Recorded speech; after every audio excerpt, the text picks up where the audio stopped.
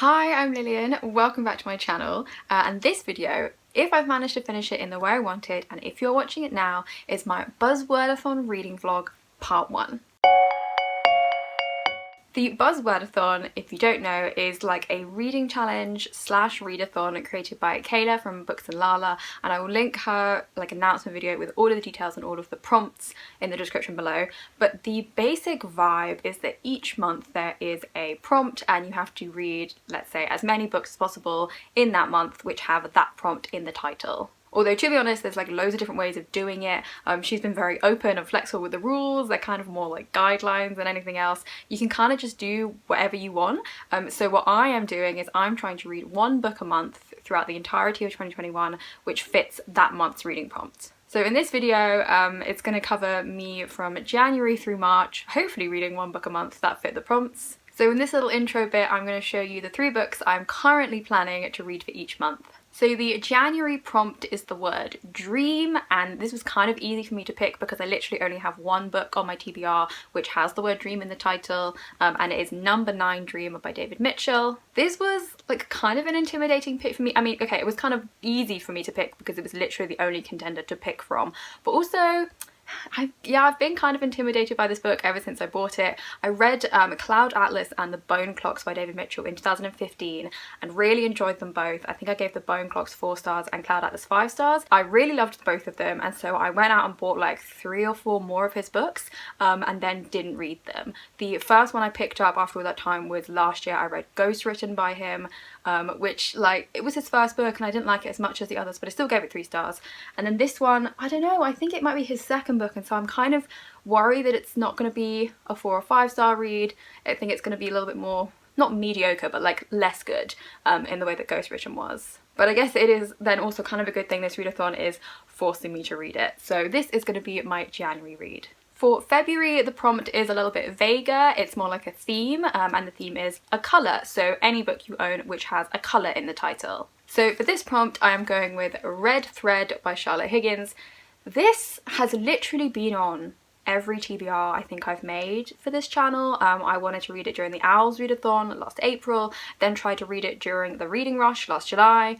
Obviously didn't read it on either of those occasions. I did start it and I think I got maybe 30 or 40 pages in, and I was really enjoying it, but the only issue was I didn't have like the concentration and like brain power required to read it at those times. It's quite like intense and cerebral and wasn't exactly what I thought it was going to be. I'm really interested in folklore and mythology, and so I thought this was gonna be mostly about like the myth of Theseus and the Minotaur, because he uses red thread to escape from the labyrinth. So I thought it was mainly going to be kind of a retelling, maybe a little bit about ancient Greek myths in general, but it's really mostly just about mazes and labyrinths, like throughout history, throughout different cultures, but also the personal significance they hold for the author and kind of like her relationship with mazes and labyrinths. And so it was really good, it was really interesting, just not quite what I was expecting, and that maybe did kind of put me off reading it because I was like, I can tell I'm not in the right headspace to read it now, but now hopefully I am. So hopefully come February I will finally read this. It's not that long, I think it's like 300 pages, but I'm hoping finally I will read it, and I'm like pretty sure I'm gonna love it, to be honest. And then finally, the prompt for March is time. So I have chosen This Is How You Lose the Time War by Max Gladstone and Amal Omotar. I've heard amazing things about this book. It's really short, just sounds really cool. But I was originally hoping to like read it immediately after getting it. That never happens with me. I don't know why I thought that was possible. So ideally, in an ideal world, I would have read this before March. But in a realistic world, I'm choosing March as the month to read this, and then I will actually read it. So yeah, originally I was hoping to read all of my Buzzwordathon books in like the very first week of the month, but it is January the 24th as I am filming this.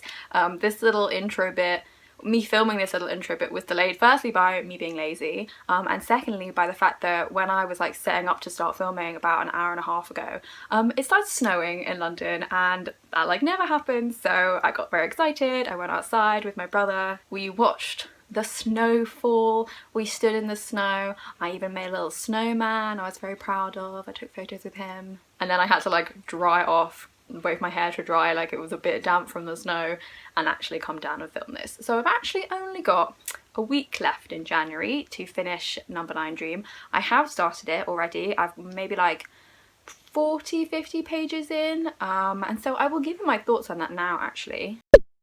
It is weird.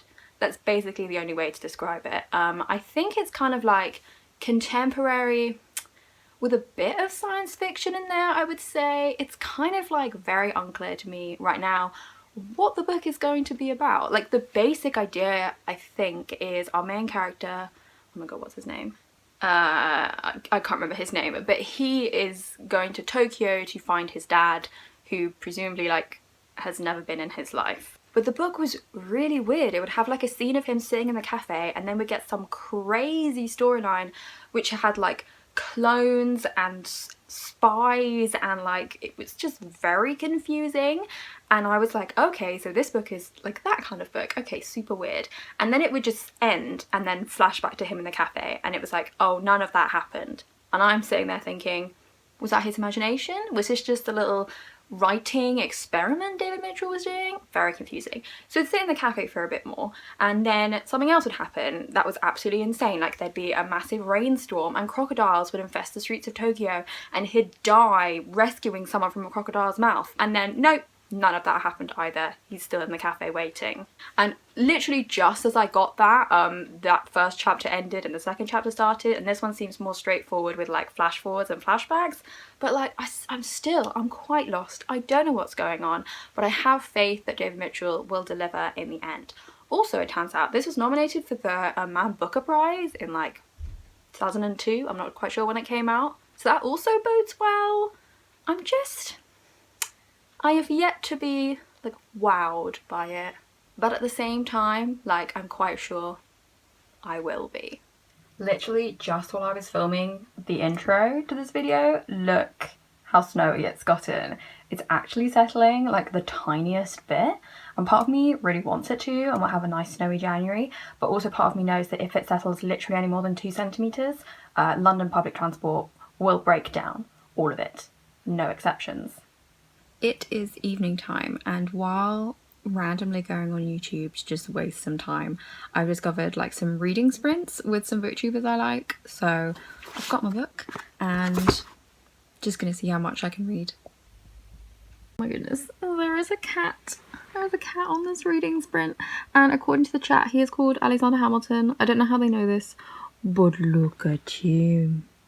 So I am now 100 pages ish, 97 pages in, and it's just such a typical David Mitchell book in that it's weird, it's not what I expect. But I have just finished section 2, which was like cutting between, you know, a real life scenario and then flashing back to some childhood and like family stuff, which was very interesting. And actually there was like a scene nearish at the end of that section which like I got very emotional about, which I didn't expect because I don't really like this protagonist very much yet. I don't know very much about him, but there was one scene and I was like, I feel you. So since the last clip, I have read a little bit more of Number 9 Dream. I am now at page 192, so basically halfway through. And I really don't have that much to update on. The thing is, I've been having the same feelings towards this book literally from the moment I started it. I think it's weird, and I'm starting to understand the ways in which it is weird, and like I'm getting the structure of the different chapters now and being like, oh, okay, I understand the pattern. And I am enjoying mostly the writing style. I do tend to like David Mitchell's writing style. I just don't think I'm enjoying the book that much. And 50% of me is like, stick with it. You know David Mitchell's going to turn around at the end and you're going to like it overall and you're going to be glad you read it. And then the other half of me is like, just dump it. Like, don't, just break up with the book. It's not worth it. So it is a bit of a internal struggle within me as to whether I even think it's worth it. I guess I won't really know till we finish. The only thing is it's literally the last day of January today, and this was meant to be like my January Buzzwordathon read, and I'm definitely not going to finish it this month. And honestly, this is a book that just requires quite a lot of my brain energy, like a lot of my brain power to read and like physically understand the words and what is happening. It is not an easy read by any means. But I have made myself a nice cuppa to drink while I read. I'm normally not a tea person, absolutely not. I'm a hot chocolate person, but they didn't have any of the hot chocolate I liked last time I went shopping. So tragically I've moved on to tea. The only way I can make tea bearable is with like 2.5 sugars. I don't care if that's not what people do. I like tea and I actually don't like the taste of tea, which is why I put sugar in it. But anything is better than coffee, honestly. Fun fact, my previous job was as a barista, and I hated coffee, hated to this day. Like the smell, don't like the taste. I'm getting off piece. I'm gonna start reading now and see how much I can do before dinner.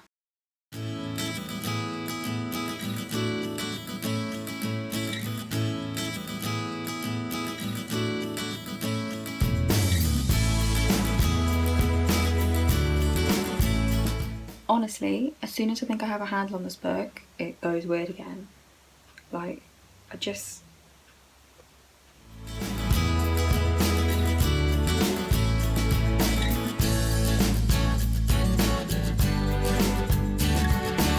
So it's about a week later. I've been reading like a little tiny bit of this throughout the week. I've now only got about 60 pages left. I am going to finish it today, I have decided. But I also realised what this reminds me of, and I would say, well, I would compare it tonally to the Netflix miniseries Maniac, which came out like maybe last year, maybe 2 years ago, with Jonah Hill and Emma Stone in, and it was this kind of sci-fi weirdness that was like half set in our world and then half of it was just like random excursions from reality.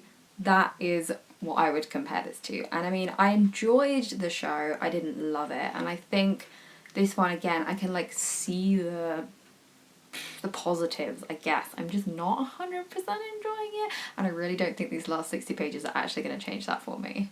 So I literally just finished it, and all I have to say is, like, honestly, what the fuck was that? What did I just spend 400 pages reading? It was doing so good at being mediocre.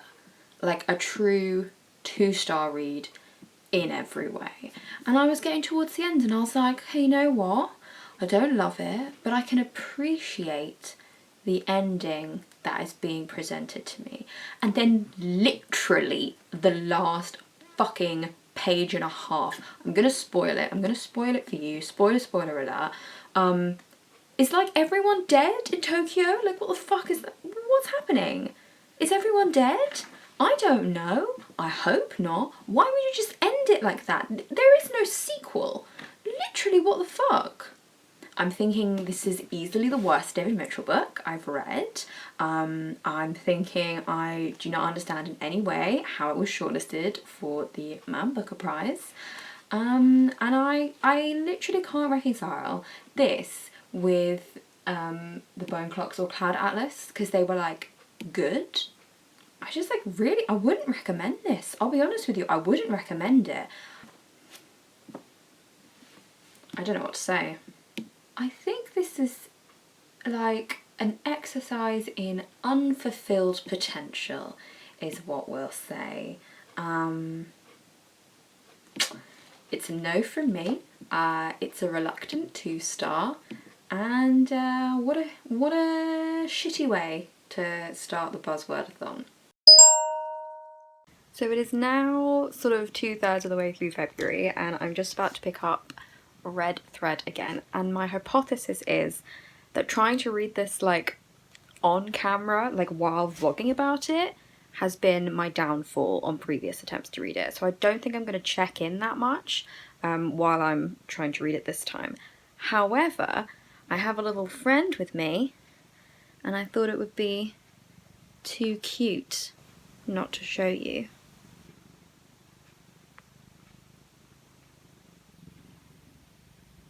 I don't have many clips of me reading this book, so I just wanted to share 2 quotes that really stood out to me. The first one is just from a couple of pages into the book, and it says, "To be inside a maze or a labyrinth is to be bewildered, confused, or afraid, but it is nonetheless also to be inside a structure. It is to be lost, but only up to a point. It is also to be held within a design and a pattern."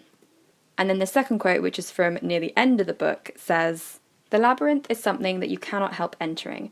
Once inside it, you have no idea where you are, you feel lost, you are robbed of a sense of direction, but perhaps that does not matter. You will never see the whole design, but you can live with that. There are terrors within the labyrinth, but there is also love. The centre may not be where you think it is or where you want it to be, but humans are creatures who desire pattern and shape and design. They spin thread, they tell stories, they build structures, and ships with which to explore the unknown wilderness of the seas. There is meaning to be made, meaning to be excavated." So I finished Red Thread, and while it was good, it wasn't as good as I was hoping it, to be honest. I mean, it was very interesting. I think I'm gonna, well, very interesting, maybe an oversight. Some parts are very interesting, some parts were not. I think I'm going to give it 3 stars overall, and I am going to keep it and I'm going to put it on my mythology and folklore shelves, because that section of my book collection is more like a reference library anyway, rather than like a collection of books I've read and like really enjoyed, because I can see myself coming back to this and dipping in to find specific examples and specific sections again in the future. It's just not one that I can say was like definitely great and amazing by any means. But yeah, as I'm now done with it, I can tell you some more about it. It is indeed, as the name would suggest, about mazes and labyrinths, and it gives like specific examples of actual physical labyrinths, as well as quite a lot of like metaphorical labyrinths, and those bits I wasn't too keen on. I like actual mazes. I want the examples of some of the hedge mazes, and when they talked about maze designers and real life examples of them, like quite a lot of churches and cathedrals have like a labyrinth pattern in the floor of the church, and that whole bit, all of those examples were really, really interesting, and like gave me quite a long list of places I wanted to visit simply to go and see those labyrinths. But when it sort of got a bit wishy-washy and metaphorical, I wasn't so interested in that. I think the author did do quite a good job of trying to make it all relevant and trying to make it all loop back to the theme of the labyrinth. But some bits did seem like slightly further leaps in logic than others, we'll say. So the whole thing is kind of based around the original myth of the labyrinth in ancient Greek mythology, on Crete, where like the Minotaur lives, and what she does is she sort of pulls out other aspects of that story as well, other than the labyrinth, so other details, characters, themes and motifs, and then talks about other versions of them throughout history and throughout cultures, and also like metaphorical versions of them, but then it all kind of loops round to the theme of mazes and labyrinths in the end. And it was, yeah, overall it was kind of interesting. Some bits I liked a lot more than others. I really liked the sort of physical, actual, specific examples of things a lot more than others. And she also makes the theme quite like personal to her and like her upbringing and personal experiences. She's able to link them to labyrinths as well. And at the beginning I thought that was quite well done, but again, because it was more of like the metaphorical, symbolic side of things, it did sort of wear on me towards the end. And by the end I was like, that's all very nice, that's all very interesting, but I want to hear about actual mazes. And this is going to be such a niche little criticism, but one example of mazes that I was hoping would be included that didn't, was in Vienna, the, what's it called, Schönbrunn Castle? Schönbrunn Palace? I can't even remember what it's called. I went there when I was like 19, I think, with my friend Daisy, and we went to the palace as like a day out, and we got tickets to see through the house and through the grounds as well, because the grounds had like several different mazes in them.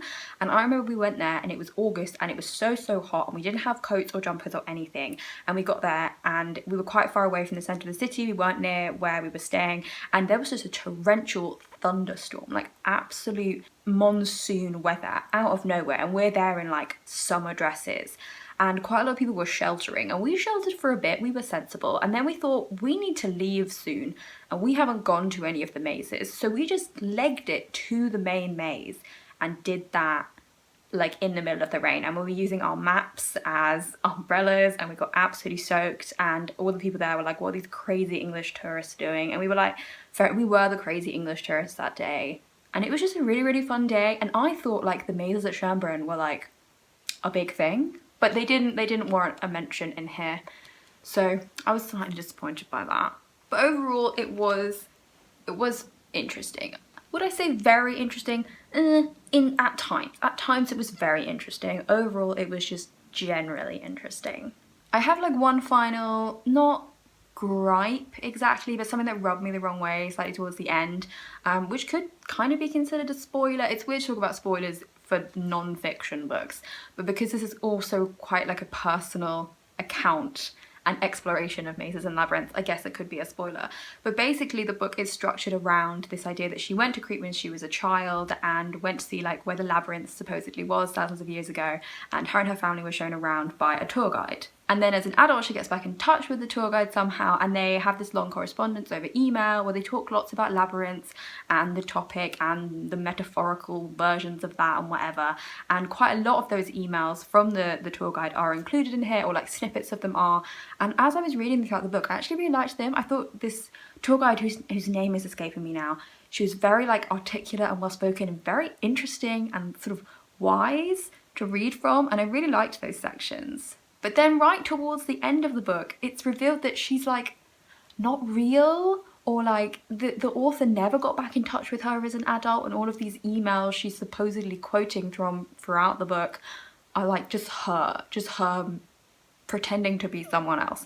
And I didn't like that. And I mean, this twist is kind of relevant to the book, and it doesn't come out of nowhere. Weird as that sounds, I think if you read this, you'll get what that means.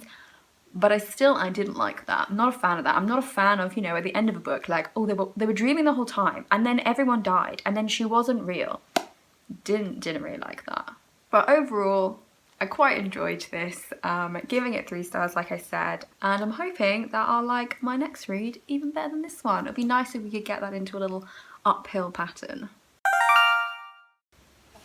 There's a boy here. Can I say hello? Oh, no, he's gone. He's gone. Welcome back to the vlog. I'm on to my 3rd and final read of this vlog, which is This Is How You Lose the Time War. And to mix it up a bit, I thought I'd film outside just to make things visually different. Unfortunately, it is quite freezing cold, so I've got my winter coat and I've got a blanket on my legs, which you can't see, and I don't want to stay outside a second longer than I have to. Basically, I'm about 80 or so pages into this. It's only 200 pages long overall, and I'm quite enjoying it. It is a bit weird. The writing is very like poetic and flowery. Is that what you call purple prose? I don't know. I only learnt that phrase recently. I think this might qualify as purple prose. Basically, the gist of it is there are 2 sides of a war, and they both have agents that time travel, and they sort of travel across different like periods in time, and also there seem to be like different time streams as well. They call threads, so they might be like, oh, I'm on thread 6 and I'm making this change, loud dog, and I'm making this change at this point to try and affect something in the future of thread 6, and then the next bit they might be like, I'm in thread 269 trying to change this one thing in the past to affect this in the future. And basically there's a lot of like pruning and subtle manipulation of time streams to try and get their side to win in the future. But that's not what the book is mostly about. It's mostly about the 2 main characters, Red and Blue, who are agents on opposite sides of the war, and they start like a correspondence, and they start leaving each other letters places. And so it's quite, at the moment it seems a little bit repetitive in that there'll be a chapter where like Red will be at a point in history doing something, and she'll find a letter from Blue, and then it'll be the letter from Blue, and then it's Blue at a point in history doing something, and she finds a letter from Red, and then we get the full letter from Red, etc, etc. And while I've said it so many times, I'm not a fan of epistolary novels that much, so I don't like the letter sections as much as the other sections. My favourite bit is actually the way the letters are left for each other. They're increasingly weird sci-fi means of communication. Like one of them is they chop down a tree, and then the rings of the tree, if you feel them, they like spell out a code, and it's one of them's left a letter from the other one inside the rings of a tree, which, that's cool. That's cool. And one of them was they were in a tea shop in London and like the tea leaves unfurled in certain ways to spell words, and every time they swirled it a new sentence would appear. That's super cool. That's really what I'm interested in at this point. Unfortunately, as of being about 80 pages in, that seems to be all that's going on. They're just leaving letters for each other, and I'm sure it's going to build somewhere. We've like the last bit I read was slightly different for that. I'm sorry, I can see the cat distracted in the distance. Come on. No. Go. He really doesn't want to be on camera. He really doesn't want to be on camera. But I'm quite confident it will eventually build to something.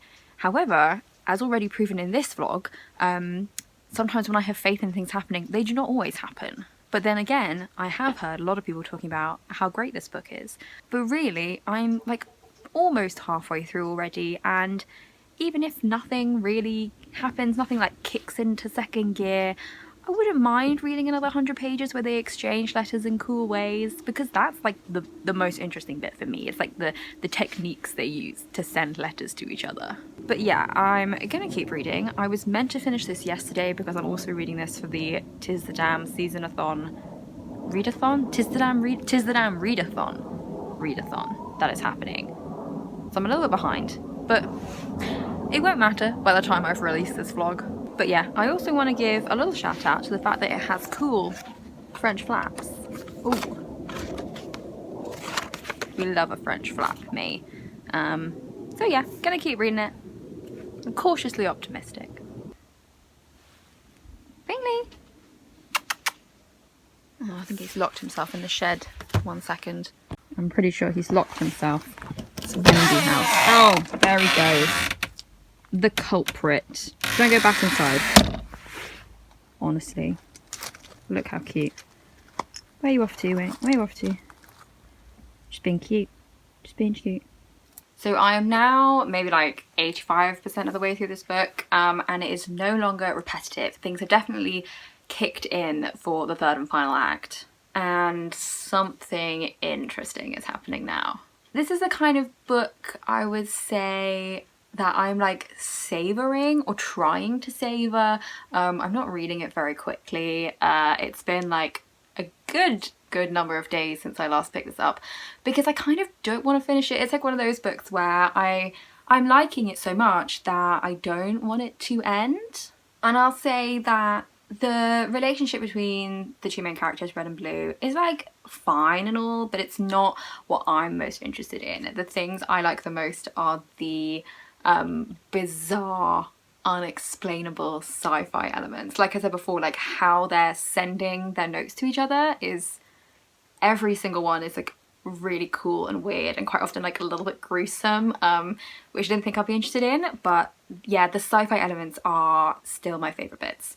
And yeah, I'm very excited to see how this ends. I've literally got like 20 pages left, so you'll see me very soon telling you what I thought about this.